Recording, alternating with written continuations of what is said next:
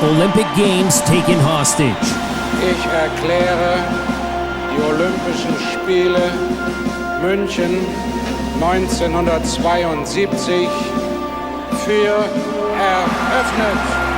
In 1972, at the Munich Olympics, virtually the entire Israeli Olympic team was taken hostage by armed Palestinians. The whole affair ended in a way that no one could have imagined. For over 100 years, the Israel-Palestine conflict has divided opinions all over the world and led to violence and hatred on a massive scale. The kidnapping of 1972 stands as one of the most shocking acts of violence that has ever occurred as a result of the conflict. But who exactly carried out the attack? Why did it occur? And what happened after?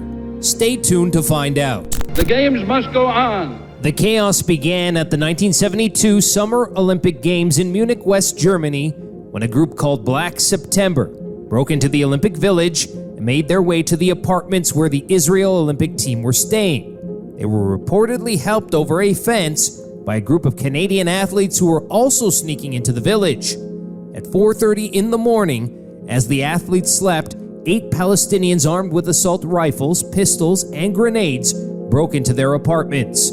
Some reports suggest that several of the hostage takers had worked in the Olympic Village in the build-up to the attack in order to scout out their target. These guerrillas are from one of the very extreme left-wing groups, a group called Black September. Several athletes and coaches resisted the intruders. Wrestling coach Moshe Weinberg was shot through the cheek in the chaos before being forced to help the intruders gather more hostages. He then attacked the gunman once more, knocking one unconscious and stabbing another with a fruit knife before being shot to death. Another weightlifter, Yusuf Romano, attacked and wounded another gunman before being shot and killed. Black September was left with 9 hostages. They tied several members up and beat them before leaving Romano's bullet-ridden body at their feet as a warning. The peace of what have been called the Serene Olympics was shattered just before dawn this morning, about 5 o'clock. The alert was quickly sounded, with the Palestinians throwing Weinberg's body out the front door of the apartment in an attempt to threaten negotiators. The hostage takers demanded the release of hundreds of prisoners sympathetic to their cause in both Israel and Europe. They had set a deadline of noon, which is just an hour and 15 minutes away, saying that they were going to kill all of their hostages at that time. Palestine had been completely occupied by Israel since the 6-day war that occurred in 1967. Many of the attackers were reported to be refugees who had been living in camps in Lebanon, Syria, and Jordan after being forced to flee their homes. Fears of terrorist action were high at the time. It was one of the most violent periods in modern history between Israel and the surrounding Arab nations. Palestinians had suffered greatly under Israeli occupation for years, and many Palestinian radicals had carried out bombings, hijackings, and kidnappings leading up to the Munich Olympics. The Israeli government's official policy was to refuse to negotiate with terrorists under any circumstances. Some reports suggest that the West German government offered huge amounts of money to release the hostages, but the proposal was rejected. The head of the Olympic Organizing Committee has announced that the Olympics will go on. The leader of the operation was a Palestinian named Latif Afif, who was also in charge of negotiations. It was later revealed that he and the group had received logistical assistance from neo-Nazis. Elsewhere in the village, athletes continued on as normal. The games continued for 12 hours after the first athlete was murdered until it was finally suspended. German police, of course, are there. The army is there. After negotiations failed, West German police planned an ambush in an attempt to free the hostages. The police told the gunmen that helicopters would fly them to a nearby airport where they could be flown with their hostages to Cairo. All the hostages and kidnappers were transported to helicopters by bus. I looked, but I couldn't see my coach. I saw the terrorists. They walked as though they were the kings of the world, as though they were the ones calling the shots. Snipers were set up in the airport awaiting the hostage takers' arrival via helicopter. The police's plan was to overpower Isa and his deputy Yusuf Nassal as they checked the plane, whilst the other 6 members would be shot by sharpshooters. However, as the helicopters were landing, the police on the plane abandoned their posts, deciding that it was too dangerous. The snipers were left alone to overpower all 8 men. At 10:30 p.m. on the 5th of September, 1972, the helicopters landed next to the plane at Fürstenfeldbruck Air Base. Isa and as Nazal inspected the jet and quickly realized it was empty and they'd been lured into a trap. They sprinted back to the helicopters whilst taking fire from police sharpshooters. Chaos broke out, with the helicopter's pilots managing to flee to safety. 2 kidnappers were killed by police while 1 German officer was killed.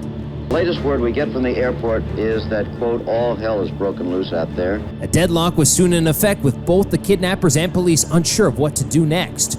Armored personnel carriers arrived at around midnight, dropping off police reinforcements. Fearing the total failure of their mission, the captors turned their guns on their hostages. A grenade was also detonated inside the helicopter, killing several people inside. Issa began to open fire on police once more. Sprinting towards them, he was quickly gunned down by police. All of the hostages were killed in the chaos, as well as 5 hostage takers. 4 more were captured by police after gunfire stopped. Nazal managed to flee the scene, but was killed 40 minutes later in a shootout with police. Initial news reports wrongly claimed that the rescue mission had been a success, before the truth finally broke at 3:24 in the morning.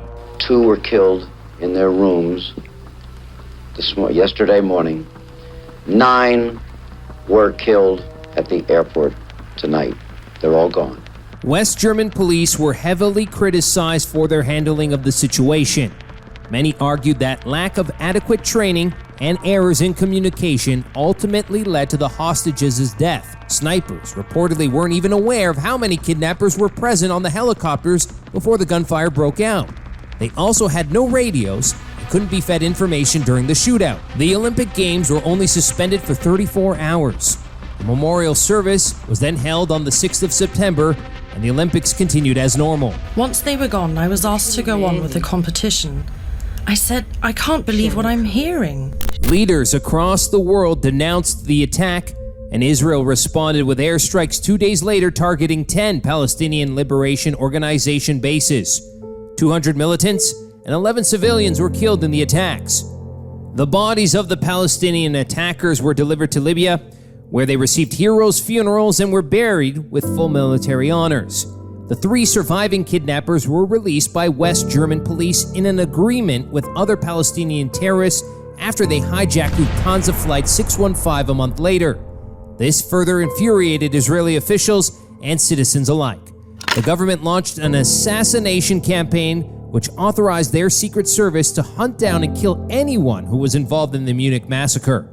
Somebody is going to pay for it, and I'm not going to rest until I find justice for this. Mossad, the National Intelligence Agency of Israel, directed a campaign from 1972 to 1988 that led to the assassination of hundreds of Palestinians suspected of organizing the Munich massacre.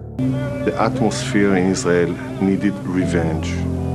The people in the street needed revenge. Adnan al-Ghashi, one of the surviving perpetrators of the attack, was reportedly killed in the late 70s, although much mystery surrounds his death to this day. As one of the other 2 surviving attackers, they went into hiding and are likely still alive today. Mohammed Safadi was interviewed in 2022 for a German documentary film. The other survivor, Jamal Agashi, has reportedly been in hiding in North Africa since his release. He has given several statements and carried out interviews several times since the attack. Despite this, he has remained largely hidden, fearful that Mossad are still hunting him. The Israel-Palestine conflict continues to this day. Unfortunately, the events of the Munich massacre stand as just another violent occurrence in what has become one of the world's most bloody and lengthy political struggles. We hope you enjoyed this episode of History 101. Be sure to subscribe for more.